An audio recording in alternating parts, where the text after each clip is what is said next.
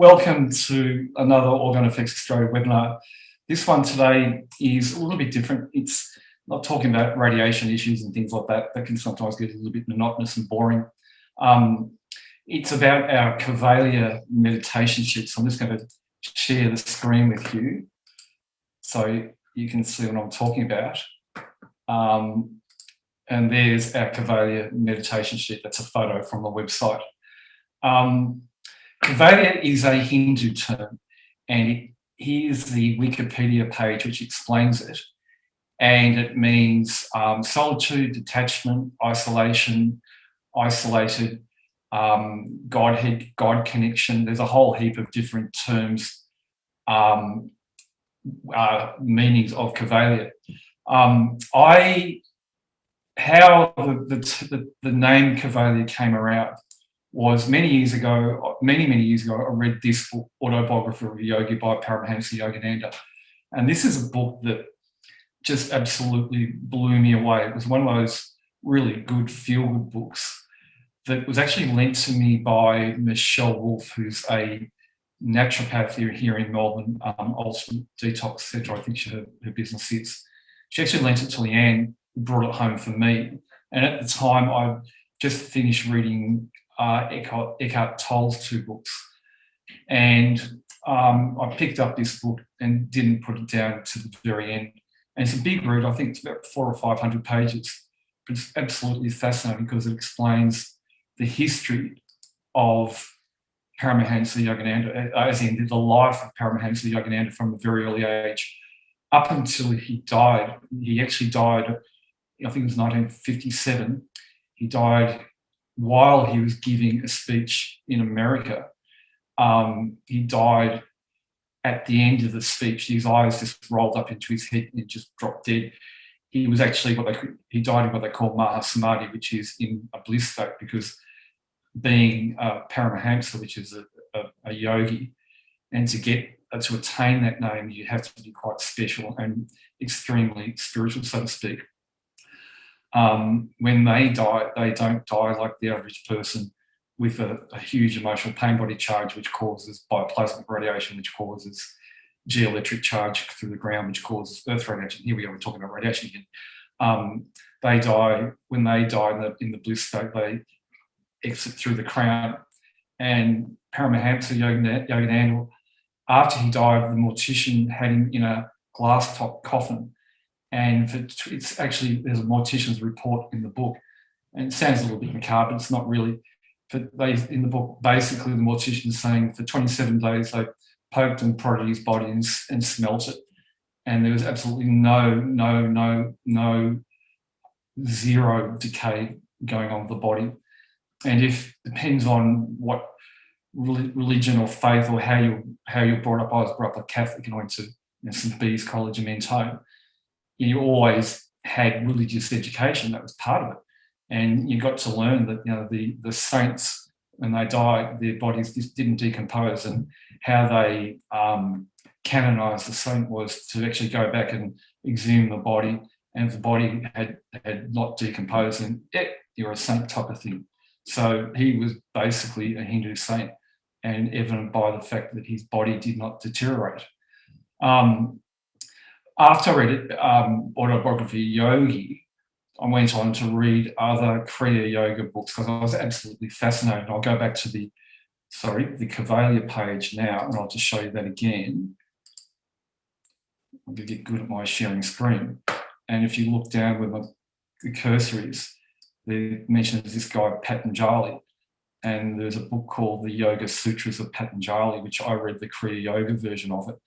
And in that book, I came across the term Kaivalya, and that's where it all came from.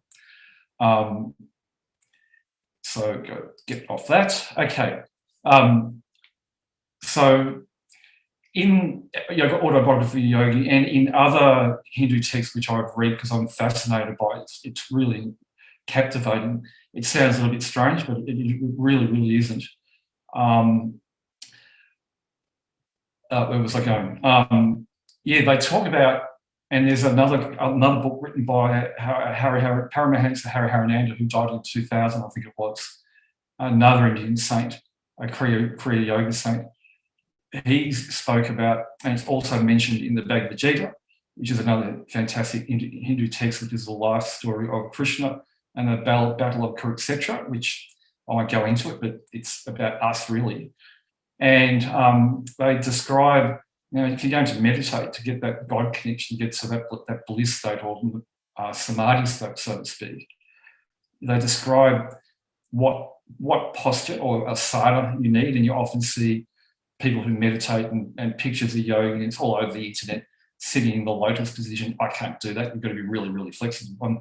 I'm 57. I'm not a yoga person. I do love yoga, but I haven't been practicing yoga, so I don't have that flexibility. I just sit on a chair or a low seat. And they spoke about how they sit on a deerskin. And when I first read that, I thought, where are they coming from there? What does that mean? Until I realised that the deerskin had a negative charge. And the whole idea of that, and this is actually in the blog, is to stop the earth currents from dragging the energy in the spine down, which interferes with the meditation practice, the whole bliss state experience. And that there, in my eyes, in my terms, from my building biology knowledge, would be also interpreted as geoelectric charge going through the ground. Although the genuine yogis in their ashrams or hermitages or wherever they lived, because of their spiritual energy and what they represented, there would be no positive charge, a geoelectric current going through the ground. It would have a negative charge because of their energy. And I've spoken about that in past webinars where I spoke about energies of famous buildings around the world, and the good ones, not so much the bad ones, although I'll talk about one of them at the end of this webinar. I won't say anything about it now. So the yogis would have created a negative charge, geoelectric charge through the ground, so the ashrams have that beautiful energy, so they really didn't need to use the deerskin, but that was a practice that they had. So after myself being a meditator for many years, about 4 or 5 years ago, we came up with an idea to produce the Kaivalya Mediation Sheet, which is, as you saw by the photo, is a satin polyester. It's not pure silk, costs a fortune, it's not durable enough. In the ochre orange, in honour of the colour of the robes that the traditional Indian yogis would have worn, an energised sheet, which had the same energetics as what the deerskin would have had. So the energised sheet, the Kaivalya, has a negative charge. Its infusion or energetics is infused into the sheet here in my factory behind me, here in Somerville, using our unique infusion process, which is equipment, which is my intellectual property, which I developed about, I think 12 or 13 years ago. And it's been a fantastic tool for us, because if we didn't have our infusion process, we wouldn't have our anabands, we wouldn't have anabare, we wouldn't have our anasols, we wouldn't have our blanket, all those things that we buy in, which we don't manufacture ourselves, which we buy in, we infuse, we energise them here. And that infusion, a lot of people ask this question, that infusion lasts forever. It doesn't run out. It never runs out. Which leads me to, if you ever hear of anyone saying, or any other harmonizer manufacturer on the internet saying, oh, these harmonizers will not work after 2 years, I can tell you now they never worked in the very beginning. As some people know, we buy products from all over the world from our competitors just to test, just to see where we stand, and we always come up on top. And those ones that say, oh, after 2 years it runs out, when we test them, they never work from the very beginning. And how the testing is done is, I use my biotensor. It's also done independently by kinesiologists of various modalities, like there's all sorts of modalities in kinesiology. They test it, they do it via meridian testing, bioresonance equipment or practitioners they are also able to test. And everything we do passes with flying colours. All these other products, when they're tested by these other people, when we say they don't work, they don't work. It's an interesting thing. Unfortunately, there's a lot of people on the internet, like so, flogging harmonizers who are marketers and wouldn't know a harmonizer or radiation if it hit them in the face. Anyway, so the meditation sheet is something we developed about 4 or 5 years ago. We did have them on the website for about a year and a half, and we sold quite a few of them. But at the time, we just had troubles getting them fabricated, and we had a few problems with continuity of supply. When we ran into issues like that, we thought, well, it's not worth having it there if we can't supply it. So we pulled them down. It wasn't until about 2 months ago we had a real breakthrough with a local manufacturer in our area down in Baxter. We're in the Somerville and Warrington Peninsula.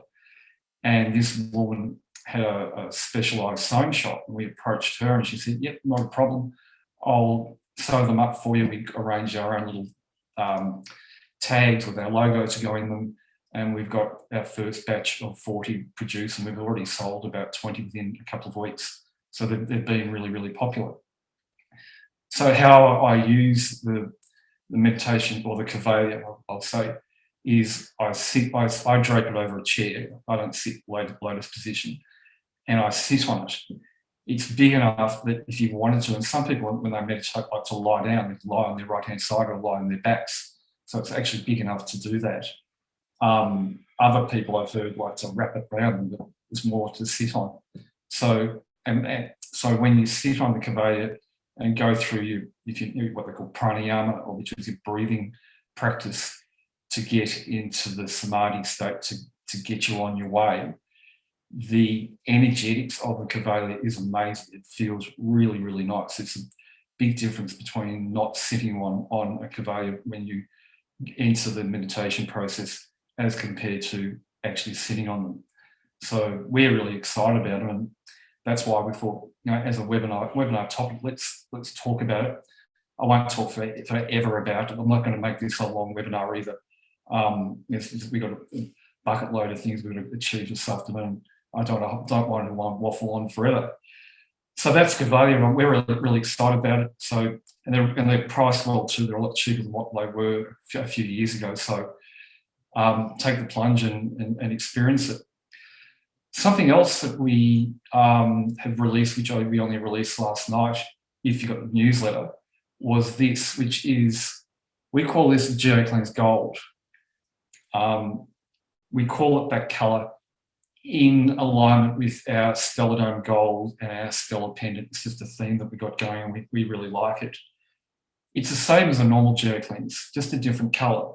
The whole idea behind the Geocleans Gold was, that there are some people out there over the years who said, oh, the green Geocleans really sticks out and doesn't really match my decor. And I sort of roll my eyes and go, oh, okay.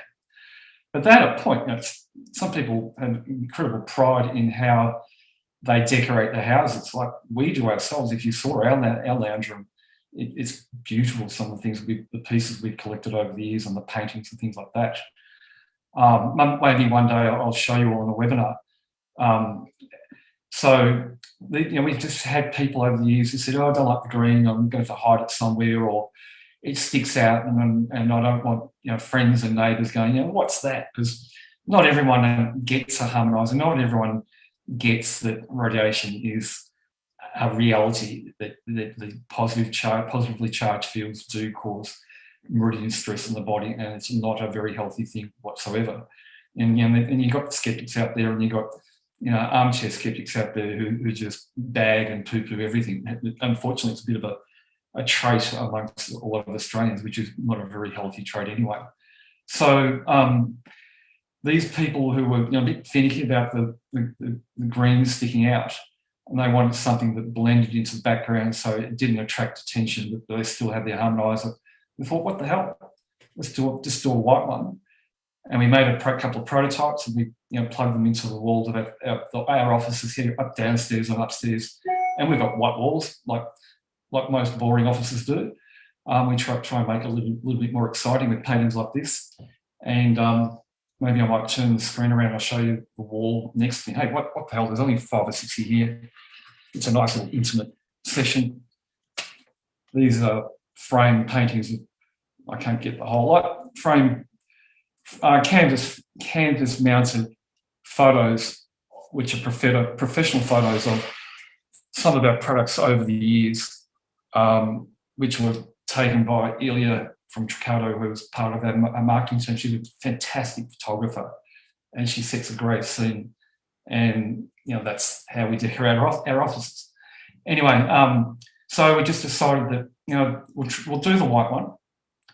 And it was released last night, and already they're selling like hotcakes. So there's obviously more than just 1 or 2 people out there who have absolute pride in how their houses look. So I think we've hit a winner there with the white Geocleans. We'll have it on. It's online now alongside the green, so you can either have a green or the white.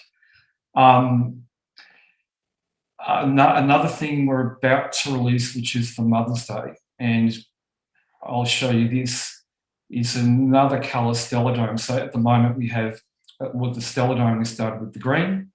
Then when we added the gold, which was part of our 20th anniversary special, we did 1,000 gold domes, which was a limited edition, but they became so popular. After the limited edition labels ran out, we continue with the gold domes with the normal label on the bottom. If you get a Stella Dome, don't take that off. Leave it on. There's energetics in that. I won't go into it, but that's what makes a Stella Dome. And then we introduced the ruby for Valentine's Day. Unfortunately, in Victoria, Valentine's Day was destroyed. I won't go into that, which was a big tragedy. The ruby was only for Valentine's Day, but in the end, a lot of our wholesalers around the world love the ruby, so we've continued on with the ruby. We're just sending another 10 odd rubies to the USA today. A wholesale customer, a practitioner over there who really likes the colour of it. So for Mother's Day, what we're going to do is the pink Stella Dome. I love this. I've had this for about, we first cast these about a month ago, and I've got one sitting on my TV cabinet at home, and often if I'm supposed to be watching television at night time, I'm staring at the pink Stella Dome. It looks just divine. Even though it's a Mother's Day special, I know it's going to happen. If we take it down, every man and his dog's going to be going, where's the pink? Where's the pink? I wanted pink, so it would probably stay there. Initially with the Stella Dome, I only wanted to keep it green, but after some experimenting with different colours, no matter what the colour was, they all had the same effect. If you wanted to really split hairs, someone might find a subtle difference between one or another, but they all achieve the same thing, which is creating a nice negative charge resonance throughout the whole building. The beauty of the Stella Dome is, like, a lot of women love to have them in their handbags, especially those women who are very, very sensitive to radiation, and when they and are bothered by the radiation they experience in the shopping centre.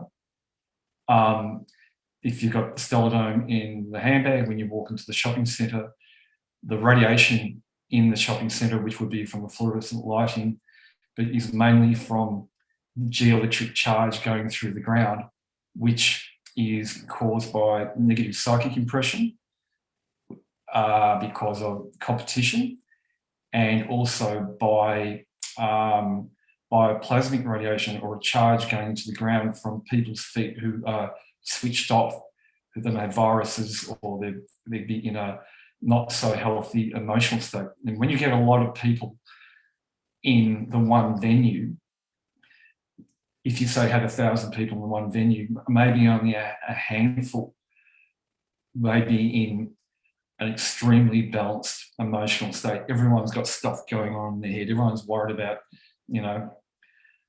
where the next dollar's coming from, what the health and well-being and emotional state of their partner, their family, their bosses, what's in the bank account. It's a tough life these days in this upside down world. So that negative mindset of a group of people in a building creates a geoelectric charge in the ground, which creates a charge which engulfs the whole building. And those really, really sensitive people are the ones who cop it the most. A lot of those sensitive people are also creating their own positive charge themselves, because if you're electro-hypersensitive, and I keep on saying this, if you're electro-hypersensitive and you're really bothered by radiation and you're really worried about, picking up a phone or being too close to a computer or too close to Wi-Fi and things like that, if you're like that, and that's not a normal state of being, if you are like that, it actually means you've got something going on. And I've spoken about this in the past. There is a virus called Epstein-Barr virus, and it's extremely common. It's often called the kissing virus because that's how you get it. You often see a lot of teenagers, year 10, year 11, year 12, around, those years in school, maybe 16, 17, 18-year-olds coming down with viruses because they're entering their first relationships. And if the other person's got the virus, they'll pass it on to another person. You can be born with the virus. It's commonly known that. The medical medium guy, I can't remember his name, he wrote a fantastic book, his original book, where he dedicates a whole chapter to Epstein-Barr virus, and he really unravels it. And it's been a real boom for those people who've known they've got something going on. They know they're electrosensitive, and it's a real aha moment for them when they read that book, if they could get the opportunity to get their hands on that book. So if you are electro-hypersensitive, take it as a heads up. Go see whatever type of health practitioner that appeals to you, natural or a GP, whatever, and get tested for it. Another thing I wanted to talk about, as I said, I'm not going to drag this one on for forever today, is last year when we did our webinar on energetic structure, energetics of famous buildings and structures around the world, there was one building I did talk about, which was the Capitol building in America, which is in, let's get that right, in Washington. We all know that building. That's a dome. That's a building, big dome, gorgeous dome on the roof. And we all know what that was famous for earlier on this year. That building had a beautiful energetics because of the dome, which meant that no matter what was going on within the building amongst the politicians, good or bad, that building was radiant, which means it was radiation free. And I spoke about that particular building in one of those webinars, and I explained how the building had a beautiful radiance, but there was also a ley line that went from front to back through the building and extended in front of the building for about 1 kilometre. And there was another ley line that went north-south through the middle of the building. Those ley lines are caused by the energetics created by the dome, and they're lines of force. I've spoken before about that. Actually, if you want to zip back into the meditation talk, when you are meditating beautifully, you're in that gorgeous samadhi state and you're feeling the energy in your head, one thing I notice is that you actually get a really warm feeling in the ears. It's just an amazing feeling. And from the way I observe and read energy, I've worked out that when that's occurring, there is also like ley lines created by the energetic status of the brain, by the pituitary gland being what they call the seat of the soul, being energized. You actually do get lines of force going out that way, one down below. And you see that depicted in old paintings of, might be Mother Mary and Jesus or whoever the deity was in the Christian religion. And people go, oh, that represents a cross, and it's only a representation. No, it actually represents those lines of force that occur when you're in a harmonious, balanced, samadhi, spiritual, relaxed, whatever state you want to call it. And the artists at the time, I don't know whether they saw it or they felt it, but they depicted it because also at the end of those lines was the halo that they painting around the head. And that actually is a representation of the energetics of the biofield around the head when you're in a meditative state, which is an interesting one. But anyway, let's get back to the Capitol building. Recently, only in the last couple of weeks, just by watching the news and, American politics these days, I think is being watched by a lot more people around the world than nowadays and what maybe say 5 or 6 years ago. And I noticed that the energetics of the building has actually changed. It's actually lost its energetics. I was only looking at it earlier on today. Actually, I'll share the screen and I'll bring up, there's Google Earth view of the Capitol building that's there, and the ley line ran that way, and the other one ran that way up in north-south, because north is orientated to the top.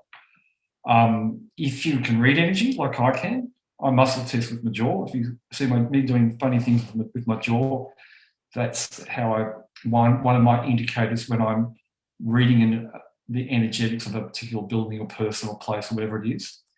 And the energetics has changed. It might be because of the current regime. It could be because of the huge military presence that we all know is there. I think it could be behind it.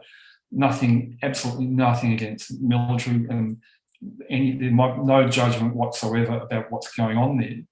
But it's just really interesting which was once had a beautiful energetics and radiance, no matter who was in there, whether you liked them or not, whether they were good or bad or what they got up to, doesn't matter.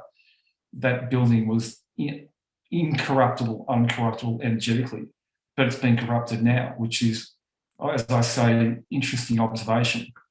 We will later on, maybe soon, do some more energetic studies of other famous structures around the world.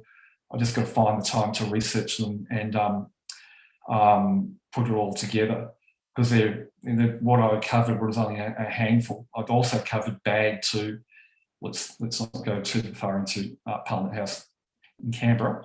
But anyway, I'll concentrate on the next webinars when we talk about that on the happier, healthier, more pleasant, good energetics of some other structures around the world. Anyway, thanks for being part of today's webinar. If you've got any questions, feel free to email me. This webinar will be edited. All my stumbling and mumbling will be edited out by Ian, and will go up on the website. As I said, there was a newsletter last night. If you didn't get it, there was a blog attached to it regarding the story of the inception of the Geocleans, and you can go and have a read of that. That was actual truth about how I developed the Geocleans, which was well before any websites, any marketing. I developed it purely for my building biology consultancy work back in 2004. I don't think I've developed my first website until about 2008. So it wasn't developed as something to market. It was developed as a tool, vital tool for me to use in my consultancy work, in being a very simple and economic tool that people could use and have plugged into their house and have forever. Because on in the newsletter and the blog, it does show a photo of one of the very, very, very first Geocleansers, which was made in a plug pack, which that Geocleans is in our factory at the back in a box, which I retrieved yesterday to take the photo. That Geocleans was produced in 2004, and it still works. It operates as well as the day it was made. Again, demonstrating a good harmonizer will last forever. It just didn't have the programs like the current Geocleans and Stella Dome do now, because we didn't have the knowledge base in building biology that what we do have now, and it's extremely advanced. I talk to other building biologists around the world, and they're gobsmacked with the information I have. And the big one is the understanding of what happens with planetary retrogrades, what happens with high solar winds, and the phenomenon of geoelectric charge through the ground.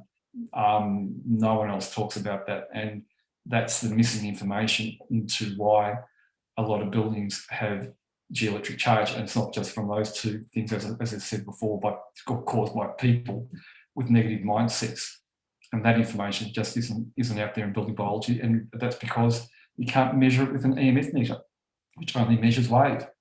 And radio frequency wave, even millimeter wave from 5G, which everyone was saying, oh, it's going to kill us. Millimeter wave is less harmful than 5 knots of wind.